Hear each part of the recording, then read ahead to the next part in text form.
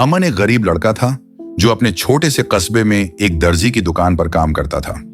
उसका जीवन साधारण था, लेकिन उसका दिल बेहद खास था, खासकर जब बात श्रुति की आती थी।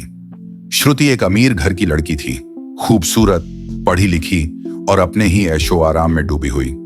अमन ने पहली बार उसे कॉलेज के बाहर देखा था और उसी दिन से उसका दिल सिर्फ श्रुति के लिए धड़कने लगा।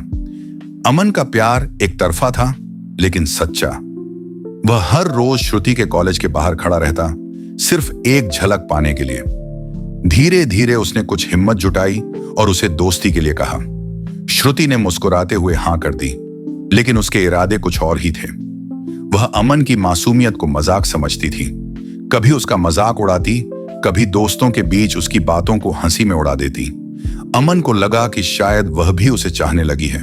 वह दिन रात उसके लिए काम करता, उसे छोटे छोटे तोहफे लाकर देता अपनी कमाई से, लेकिन श्रुति को इन सब बातों से फर्क नहीं पड़ता था। उसके लिए अमन सिर्फ टाइम पास था, एक ऐसा इंसान जो उसके पीछे दीवाना था। एक दिन अमन ने श्रुति से अपने दिल की बात कह दी। श्रुति ने जोर से हंसते हुए कहा, तू और मैं अपने आप को शीशे में देखा है? उसके शब्दों ने अमन को अंदर से तोड़ दिया। वह समझ गया कि उसकी मोहब्बत एक तरफा थी और उसने जिसे अपना सब कुछ समझा वो बस उसका मजाक बना रही थी। अमन कई दिनों तक उदास रहा। उसने अपने दोस्तों से दूरी बना ली, काम पर ध्यान देना बंद कर दिया। उसके चेहरे पर पहले जैसी चमक नहीं रही। एक दिन जब उसकी हालत और खराब हो गई तो उसने खुद को एक बंद कमरे में कैद कर लिया। कमरे की दीवार पर लिखा था, सच्चे दिल का कोई मोल नहीं होता और झूठे प्यार का कोई अंत नहीं। कुछ दिनों बाद उसकी लाश उसी कमरे में मिली, फंदे से झूलती हुई। पुलिस ने इसे आत्महत्या का केस बताया, लेकिन कहानी यहीं खत्म नहीं हुई। अमन की मौत के बाद शहर में एक अजीब बात होने लगी। श्रुति को अक्सर लगता कि कोई उसका पीछा कर रहा है। कभी खिड़की से कोई साया गुजरता, कभी रात को फोन पर बस एक ही शब्द सुनाई देता, क्यों? धीरे धीरे वह डरने लगी। उसका हंसता खेलता चेहरा बुझने लगा। एक रात उसने अपने दोस्तों को बताया कि उसे अमन के कमरे में जाना है। वह सब कुछ खत्म करना चाहती थी। अगली सुबह श्रुति भी अपने घर में मृत पाई गई। उसके चेहरे पर खौफ की ऐसी झलक थी जो किसी आम मौत की गवाही नहीं देती थी। पुलिस ने फिर से इसे आत्महत्या बताया, लेकिन मोहल्ले में अब भी यह चर्चा है कि जब प्यार के साथ खेला जाता है तो कभी कभी वो प्यार लौटता है, इंसाफ बनकर। अमन की अधूरी मोहब्बत ने एक खौफनाक मोड़ ले लिया था, जो सिर्फ दिल नहीं, रूह को भी झकझोर देता है। अगर तुम चाहो तो इस कहानी को और भी गहरा, रहस्यमय या किसी थ्रिलर एंगल से आगे बढ़ा सकता हूं।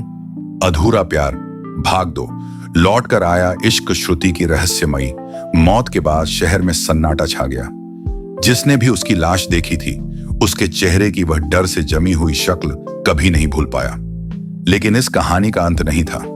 असल में यह तो बस शुरुआत थी। श्रुति की मौत के कुछ दिन बाद ही उसके दोस्तों में से एक, रोहित, ने पुलिस में अजीब शिकायत दर्ज करवाई। उसने बताया कि रात को किसी ने दरवाजे पर दस्तक दी और जब उसने दरवाजा खोला तो दरवाजे के बाहर एक गुलाब और एक पुराना सा लिफाफा रखा था। लिफाफे में लिखा था, जिसने भी मेरे दिल से खेला है अब उसका खेल शुरू हो चुका है, अमन। पुलिस ने इसे पहले तो किसी मजाकिया युवक की हरकत समझा, लेकिन इसके बाद एक घटनाएं होने लगी। श्रुति के दोस्तों का एक एक करके रहस्यमयी मौतों का शिकार होना शुरू हो गया। प्रिया, जो श्रुति की सबसे करीबी दोस्त थी, एक दिन अपने कमरे में मृत पाई गई। उसकी आंखें खुली थीं और दीवार पर खून से लिखा था, प्यार मजाक नहीं होता। पुलिस अब परेशान हो गई थी, क्योंकि अमन की आत्महत्या की फाइल अब फिर से खोली जा रही थी। इस बीच शहर के पुराने हिस्से में रहने वाला एक तांत्रिक सामने आया। उसने कहा कि अमन की आत्मा को चैन नहीं मिला क्योंकि उसका प्यार अपमानित हुआ था। तांत्रिक ने चेतावनी दी, अगर किसी ने भी उसके जज्बातों का मजाक उड़ाया है वो अब चैन से नहीं जी पाएगा। पुलिस, जो अब तक इस केस को महज एक प्रेम प्रसंग मान रही थी, अब खुद शक में पड़ गई।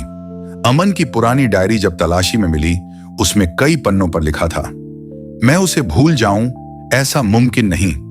अगर इस दुनिया में इंसाफ नहीं है तो मैं खुद बनूंगा इंसाफ।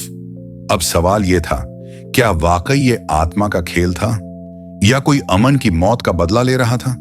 पुलिस ने जांच शुरू की, लेकिन हर सुराग एक ही नाम पर आकर रुकता, अमन।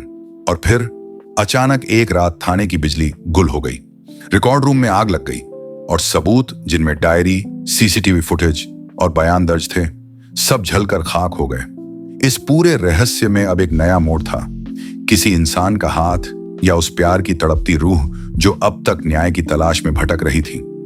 कहानी यहीं खत्म नहीं होती। श्रुति और उसके दोस्तों की रहस्यमयी मौतों ने पूरे शहर को दहला दिया था।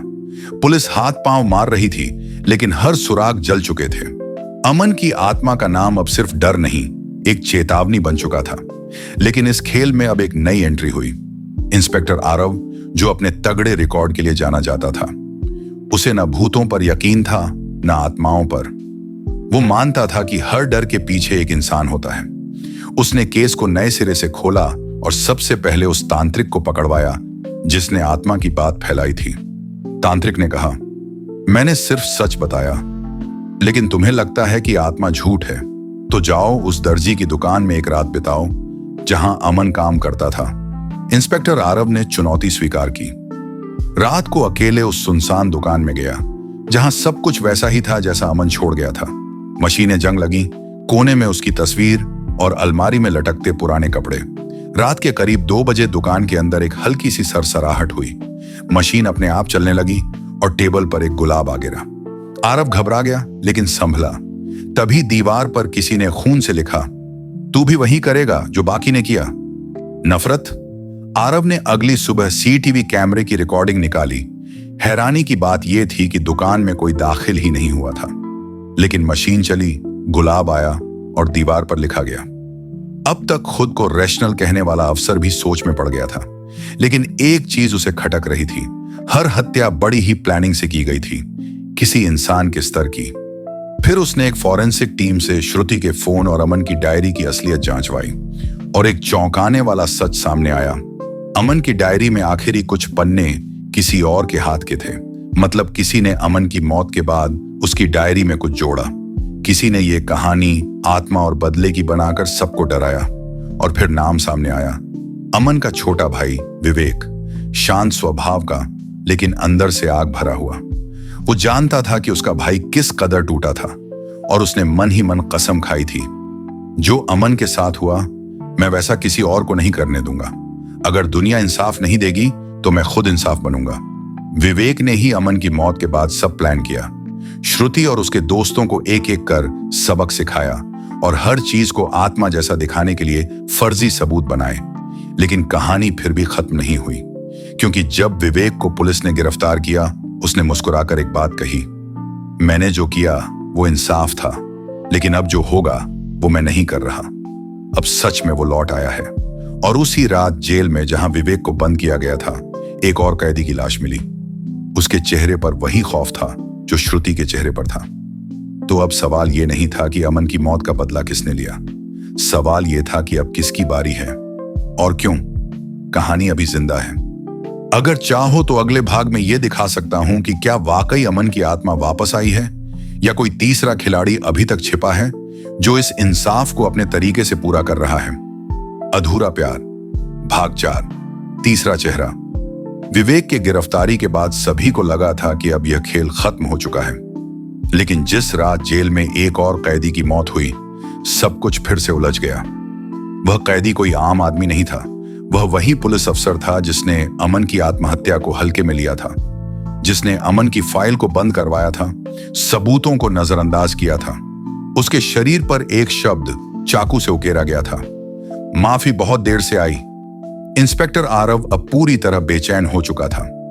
एक ओर विवेक सलाखों के पीछे था, दूसरी ओर मौतें अभी भी जारी थीं, और अब जो सुराग सामने आ रहे थे वे किसी और की ओर इशारा कर रहे थे, किसी तीसरे चेहरे की ओर जो सबके बीच में था, लेकिन किसी को कभी दिखाई नहीं दिया। जांच आगे बढ़ी और एक नाम उभरा, सानिया। सानिया श्रुति की कॉलेज फ्रेंड थी, शांत, सादगी भरी और हमेशा साइड में रहने वाली। वो अमन को दूर से जानती थी और चुपचाप उसे पसंद भी करती थी, लेकिन अमन का दिल तो श्रुति के लिए धड़कता था। सानिया ने कभी कुछ कहा नहीं, सिर्फ देखा और सहा। अमन की मौत के बाद उसने सब कुछ चुपचाप देखा। लेकिन जब श्रुति ने मजाक उड़ाया, जब प्रिया और रोहित ने मिलकर अमन को लोअर क्लास लवर कहा, तो कुछ उसके अंदर टूट गया। वह जान गई थी कि अमन की मौत का असली जिम्मेदार कोई एक इंसान नहीं, एक पूरा सोचने का तरीका था। वो समाज जो प्यार को अमीरी गरीबी से तौलता है। और तब उसने तय किया, ये प्यार अब मरकर भी मरेगा नहीं। वह उस खौफ का चेहरा बन गई जिसे सब अमन की आत्मा समझ रहे थे। विवेक को उसने इस्तेमाल किया, उसकी भावनाओं को हवा दी। उसने ही उसे डायरी के झूठे पन्ने लिखने को कहा, आत्मा का डर फैलाया और खुद हर हत्या का प्लान बनाया, कभी गुलाब भेजकर, कभी दीवारों पर शब्द लिखकर। लेकिन सानिया की एक गलती से उसका राज खुल गया। एक सीईटी फुटेज जिसमें वो जेल के एक कर्मचारी से मिल रही थी, जिससे उसने विवेक की कोठरी के बाहर की बिजली कटवाने के लिए रिश्वत दी थी।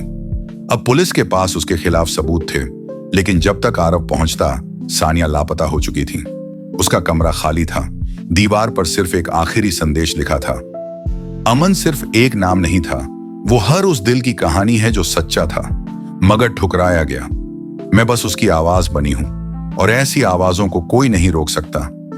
अब यह कहानी बन गई थी एक सच्चे प्यार से जन्मी साजिश, जिसमें ना कोई भूत था, ना कोई इंसाफ, बस दर्द, जुनून और गुस्से की आग जो सब कुछ जला गई। लेकिन सवाल यह है, क्या यह सचमुच खत्म हुआ, या अब भी कोई कोना बाकी है जहां से कोई और अधूरा प्यार अपने इंसाफ की तलाश में है?